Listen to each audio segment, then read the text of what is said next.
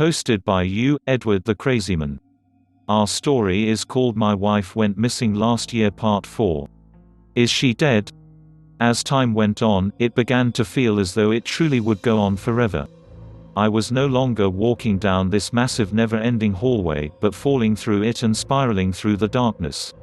Or so it seemed. I walked. It was days or minutes, I can't tell you for sure. One thing I know is that I have a nasty blister forming on one of my heels. It makes me wince with every terrible step now. It rubs and my shoes feel like sandpaper. I've said it before, but I really feel my mind slipping all the time. I hear sounds that aren't there, I see things that aren't there, and sometimes I feel emotions run through me that aren't even my own. I grow angry. At Alice.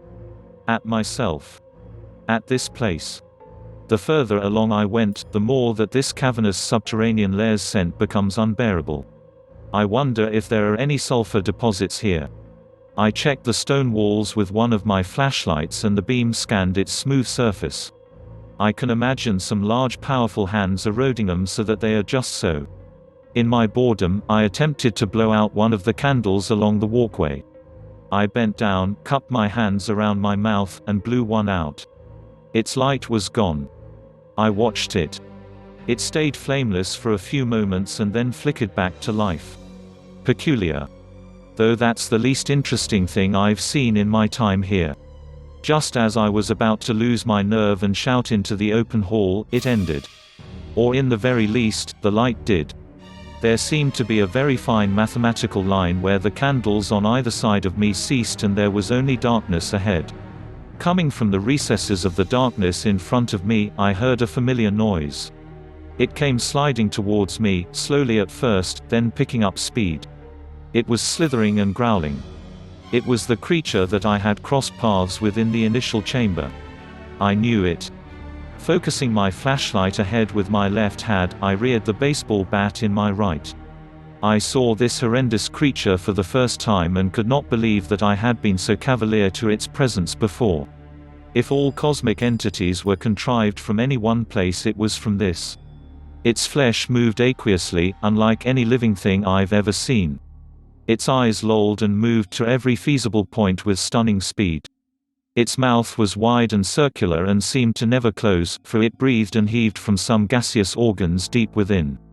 With each arduous breath it sighed out, came that growl. The thing's head stood upon a neck about 2 feet long and its 6 or 7 limbs wriggled all about, never touching the ground. Its bent and awkward body sat upon a lower half like a worm. Its lower body glistened from some unnamable moisture. The horror slid along the polished floor, leaving a mucus trail, coming right towards me. It was an amalgamation of the worst things. I was frozen, watching it come at me with my flashlight focused on it. All of its eyes focused on me.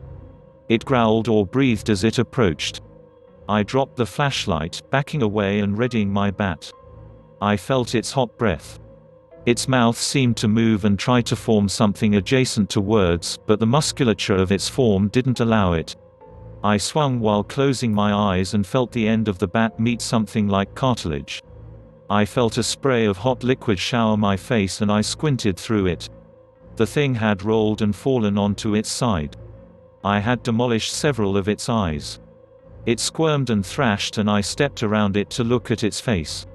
It stared up at me. The horror's things were watery. Again the thing's mouth seemed to try and form something other than a wide open O to no avail.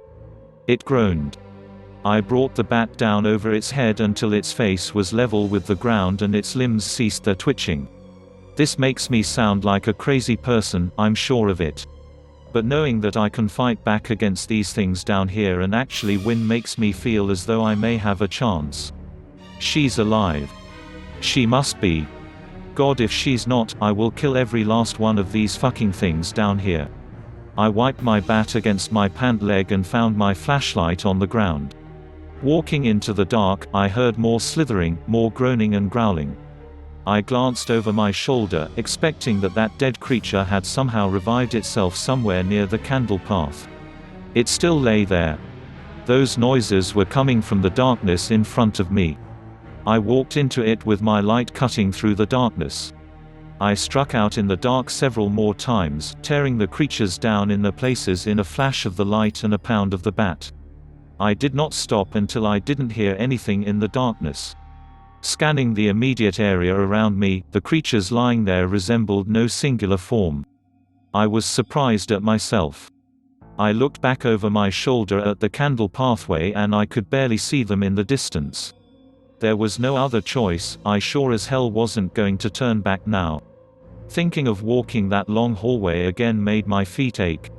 I pushed on with my trusty bat at the ready. Steadily, I heard rushing water and moved warily. There was a river. There was a river. The stone floor beneath my feet almost fell out from under me and I had to point the light down. There was a gentle river. The sound was so normal. It was something I might have heard on the surface world, and this threw me for a loop. The water below looked calm. I searched around in the darkness and found a post attached to the edge of the stone floor. A rope was tied there.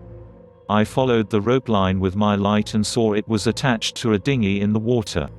"No way," I said. That haunting, bodiless voice came back. "You must, you know."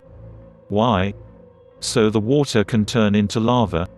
So that a kraken can swallow me whole?" Something about getting in a boat and putting my fate so entirely in the dark magic of this place did not set well with me. "You must save her." It laughed. "You must save her before it's too late."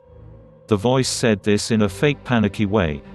I looked down at the dinghy as it bobbed in the water and bounced against the edge of the floor with a thick thonk. I sighed because I knew it was right. The bodiless voice chuckled again. "I know you will." "Oh yeah? Yes.